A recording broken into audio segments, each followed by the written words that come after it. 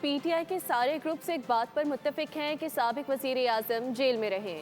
ان کی وجہ سے یوٹیوبرز کا دھندا عروج پر ہے۔ وزیر دفاع خواجہ آصف نے دعویٰ کر دیا، ٹویٹر پر لکھا، پی ٹی آئی دہشت گردوں کے خلاف خاموش ہے، شہداء کے جنازوں میں شریک نہیں ہوتی۔ پی ٹی آئی کے اندر اختلافات ہیں، بھانت بھانت کی بولیاں بولی جا رہی ہیں، لیکن سارے گروپس ایک بات پر متفق ہیں کہ بانی پی ٹی آئی جیل میں رہیں۔ وزیر دفاع خواجہ آصف نے دعویٰ کر دیا۔ انہوں نے ٹویٹر پر لکھا، پختونخوا حکومت رہائی کے لیے فورس بنا رہی ہے، وہاں نمبر بنانے اور وزارت اعلیٰ بچانے کی کوششیں جاری ہیں،